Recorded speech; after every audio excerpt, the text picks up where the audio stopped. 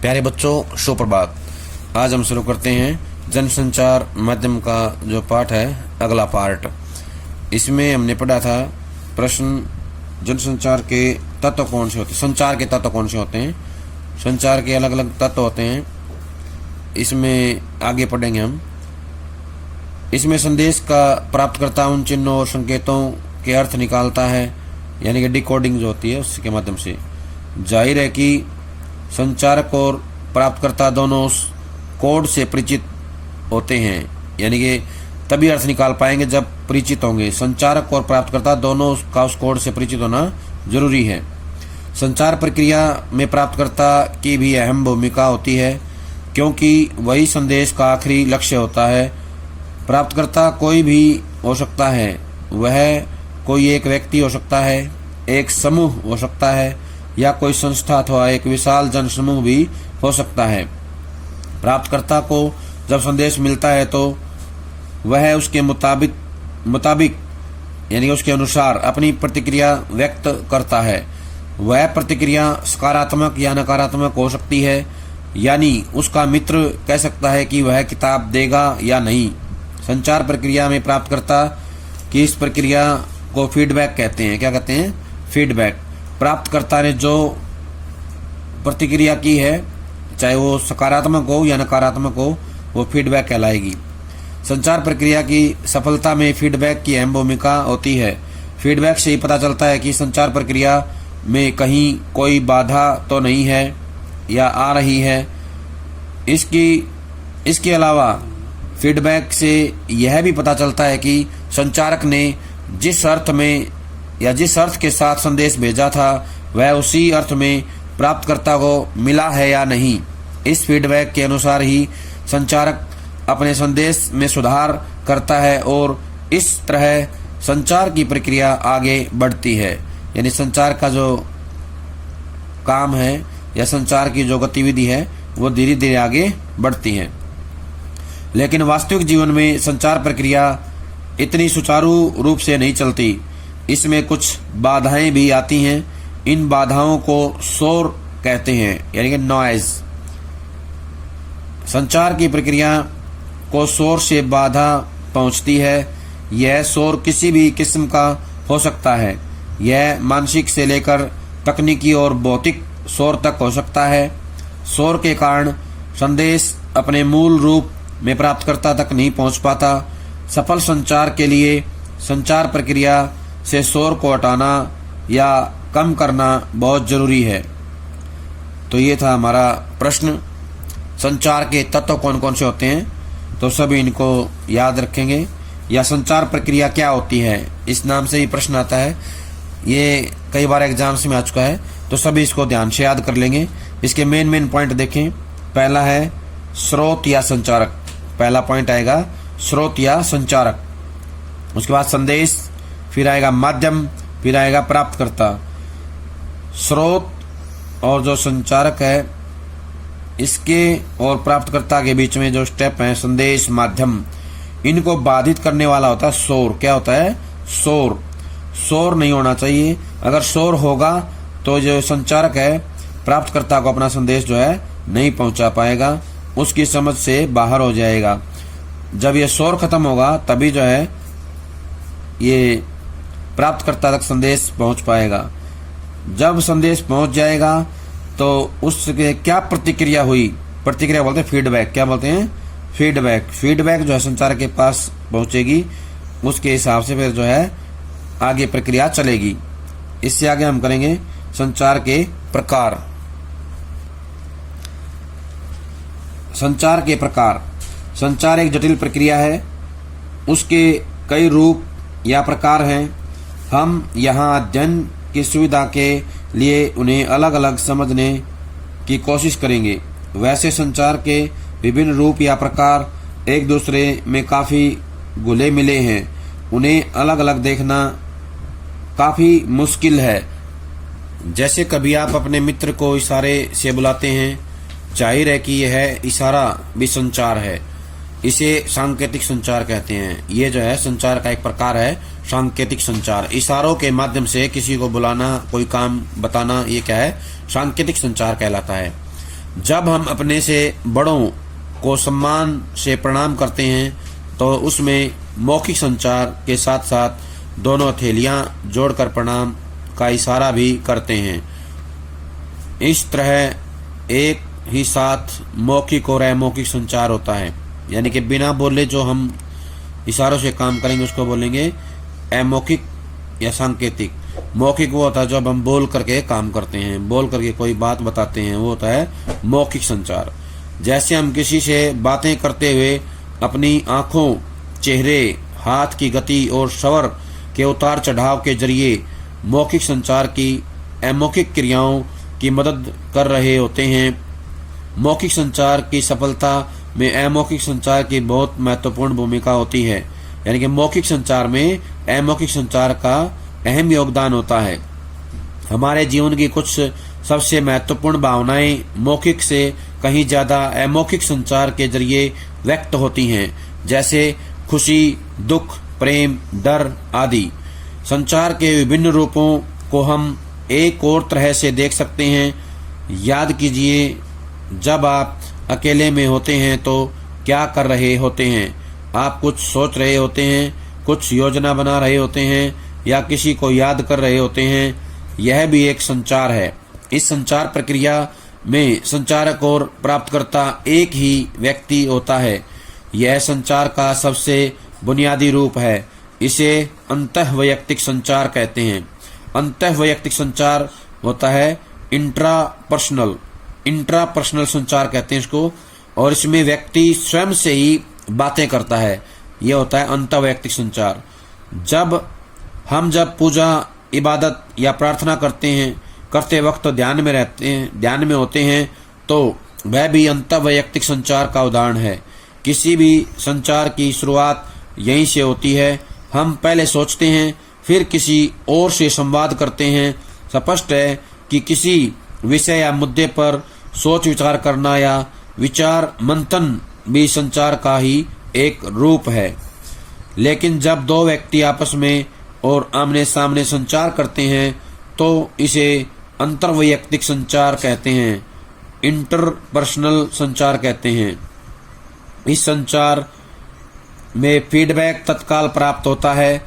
अंतर्वैयक्तिक संचार की मदद से ही हम आपसी संबंध विकसित करते हैं और अपनी रोजमर्रा की जरूरतों को भी पूरा करते हैं या जरूरतें पूरी करते हैं। संचार का यह रूप पारिवारिक और सामाजिक रिश्तों की बुनियाद है। अपने व्यक्तिगत जीवन में सफलता के लिए हमारा अंतर्वैयक्तिक संचार का कौशल उन्नत और प्रभावी होना चाहिए। इस कौशल की जरूरत हमें कदम कदम पर पड़ती है। नौकरी और दाखिले के लिए होने वाले इंटरव्यू में आपके इसी कौशल की परख होती है। संचार का तीसरा प्रकार समूह संचार है। इसमें एक समूह आपस में विचार विमर्श या चर्चा करता है। जैसे आपकी कक्षा समूह संचार का एक अच्छा उदाहरण है।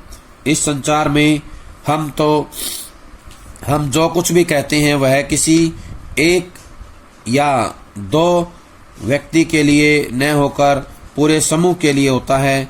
समूह संचार का उपयोग समाज और देश के सामने उपस्थित समस्याओं को बातचीत और बहस मुबाहिसे के जरिए हल करने के लिए होता है।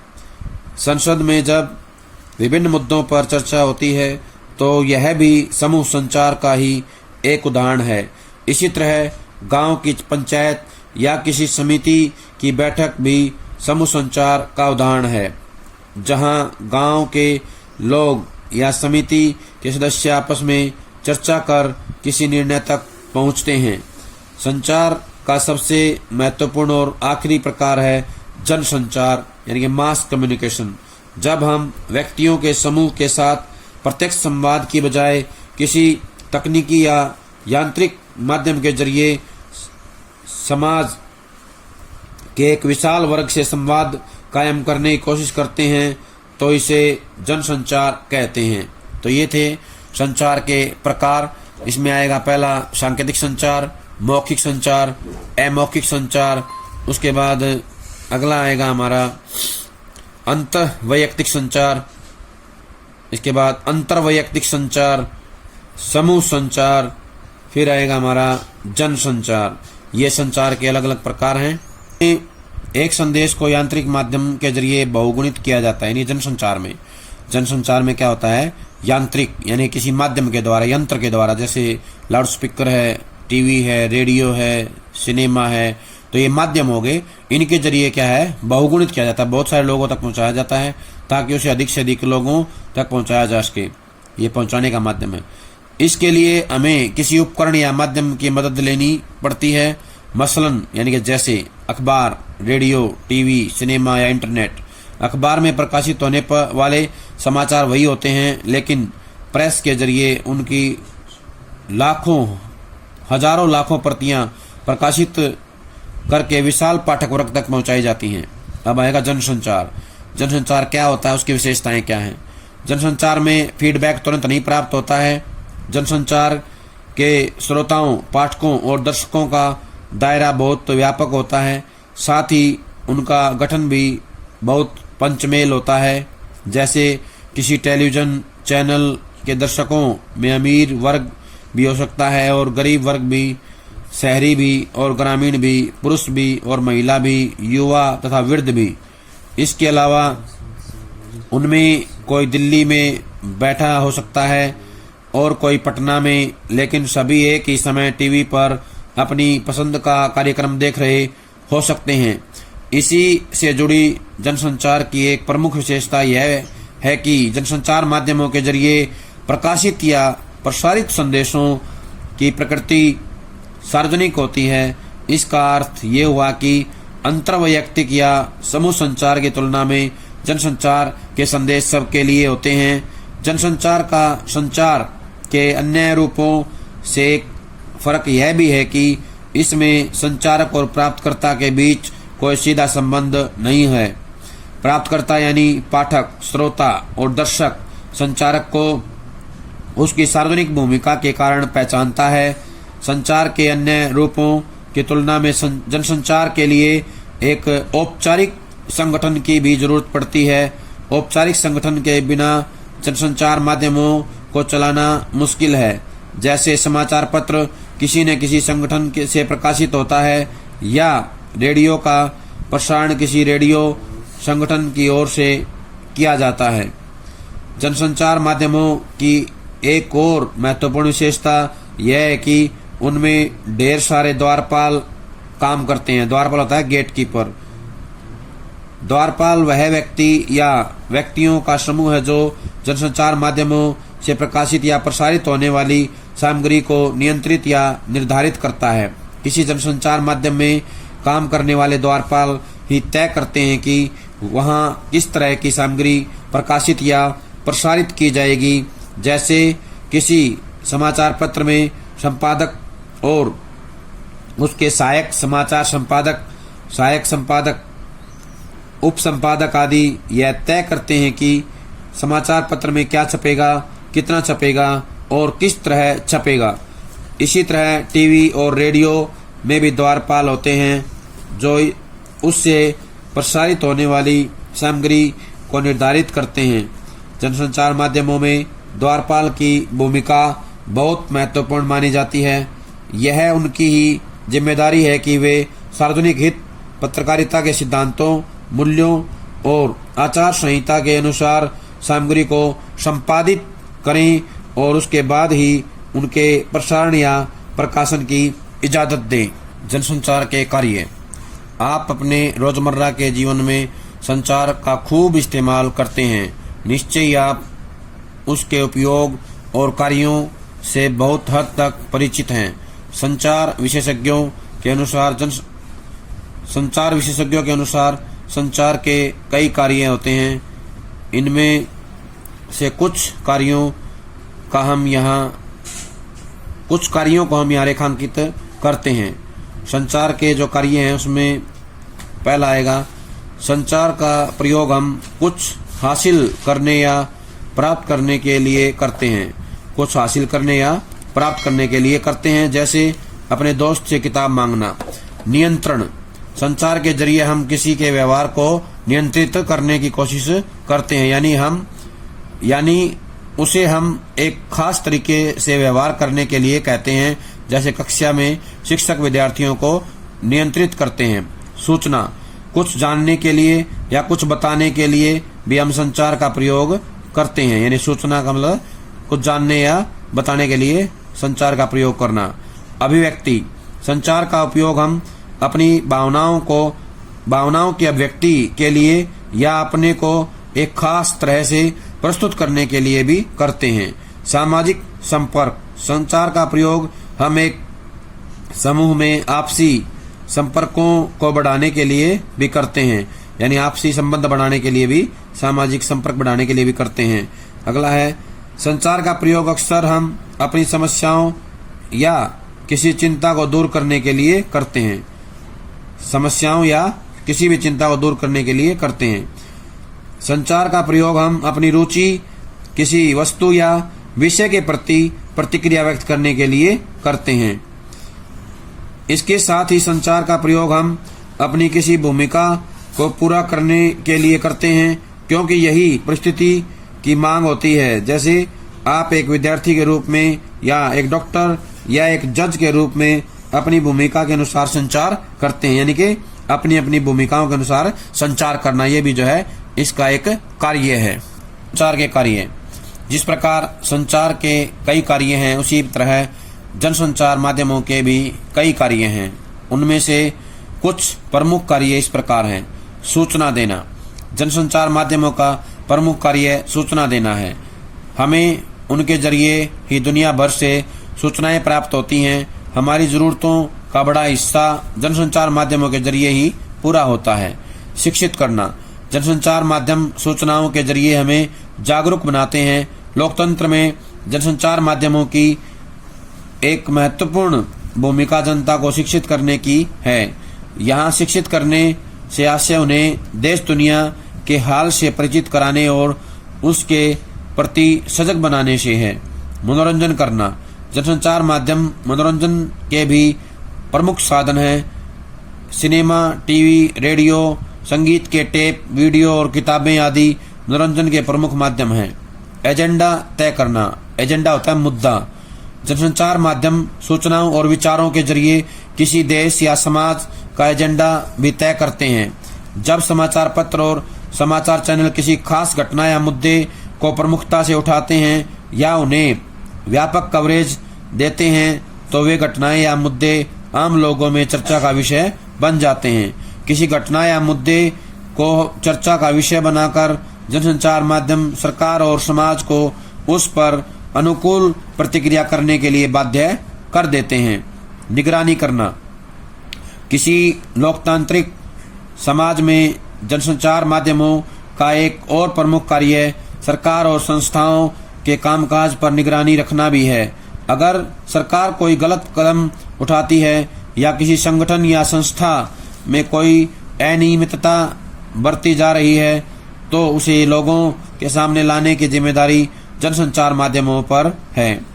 विचार विमर्श के मंच, जनसंचार माध्यमों का एक कार्य यह भी है कि वे लोकतंत्र में विभिन्न विचारों को व्यक्ति का मंच उपलब्ध करवाते हैं। उसके जरिए विभिन्न प्रकार के विभिन्न विचार लोगों के सामने पहुंचाते हैं या पहुंचते हैं। विभिन्न विचार जो लोगों के सामने पहुंचते हैं, जैसे किसी समाचार पत्र के संपादकीय पृष्ठ पर किसी घटना या मुद्दे पर विभिन्न विचार रखने वाले लेखक अपनी राय व्यक्त करते हैं। इसी तरह संपादक के नाम चिट्ठी स्तंभ में आम लोगों को अपनी राय व्यक्त करने का मौका मिलता है। इस तरह जनसंचार माध्यम विचार विमर्श के मंच के रूप में भी काम करते हैं। तो प्यारे बच्चों, ये बहुत ही इम्पोर्टेंट प्रश्न है जनसंचार के कार्य। जनसंचार के कार्य वर्ष पहले आया था। संचार के तत्व और प्रकार, संचार के तत्व कौन से होते हैं, प्रकार कौन से होते हैं, और ये जनसंचार के कार्य, ये बहुत ही इम्पोर्टेंट प्रश्न है। इन्हें कॉपी में लिख के याद कर लेंगे।